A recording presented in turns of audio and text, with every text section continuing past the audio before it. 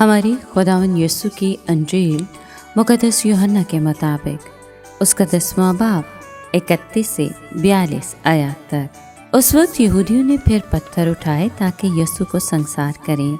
यीशु ने उन्हें जवाब दिया कि मैंने तुम्हें बाप की तरफ से बतेरे नेक काम दिखाए हैं, इनमें से किस काम के लिए तुम मुझे संसार करते हो? यहूदियों ने उसे जवाब दिया कि किसी नेक काम के सबब से नहीं, बल्कि कुफर गोई के सबब से हम तुझे संसार करते हैं, क्योंकि तू इंसान होकर अपने आप को खुदा बनाता है। यीशु ने उन्हें जवाब दिया कि तुम्हारी शरीयत में ये नहीं लिखा है कि मैंने कहा कि तुम खुदा हो, जबकि उसने उन्हें खुदा कहा जिनसे खुदा हम कलाम हुआ और नविश्ता बातल नहीं हो सकता। तो फिर तुम उससे जिसे बाप ने मुक़द्दस करके दुनिया में भेजा है क्यों कर कहते हो कि तू कुफर बकता है? इसलिए कि मैंने कहा कि मैं खुदा का बेटा हूँ। अगर मैं अपने बाप के काम नहीं करता तो मेरा यकीन ना करो, लेकिन अगर मैं करता हूँ तो गो मेरा यकीन ना करो, मगर उन कामों का तो यकीन करो, ताकि तुम जानो और सच मानो कि बाप मुझ में है और मैं बाप में हूँ। उन्होंने फिर उसे पकड़ने की कोशिश की, लेकिन वो उनके हाथ से निकल गया। वो फिर उर्दन के पार उस जगह चला गया जहाँ यूहन्ना पहले इस्तबा दिया करता था, और वहीं रहा। और बतेरे उसके पास आए और कहते थे कि यूहन्ना ने तो कोई करिश्मा नहीं दिखाया, मगर जो बातें यूहन्ना ने उसके हक़ में कहीं वो सब सच निकली, और वहाँ बतेरे उस पर ईमान लाए।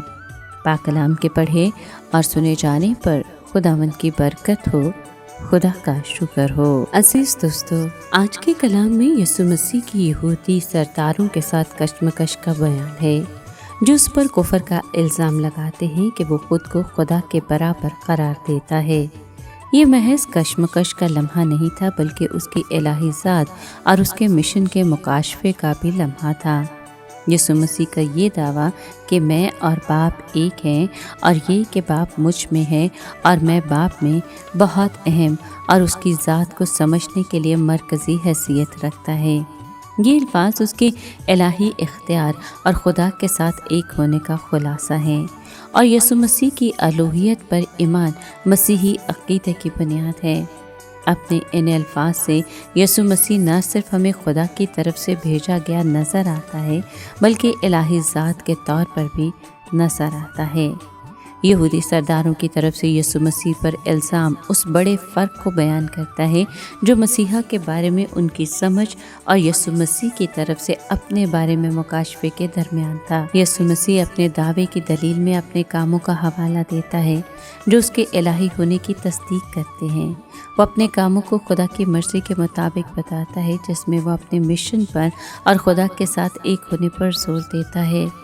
यीशु मसीह की तरफ से निशानात और वसाहतों के बावजूद बहुत से लोग उस पर ईमान नहीं लाते।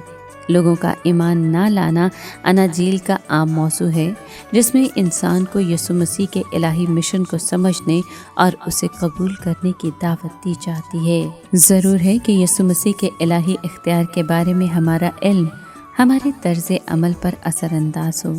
उसका इख्तियार हमसे तकाज़ा करता है कि हम वो ज़िंदगी गुजारें जो यीशु मसीह की तालीम और उसके नमूने के मुताबिक हो, और उसकी मोहब्बत उसके दुनिया में आने के मकसद और उसकी ज़ात की अक्कासी हो।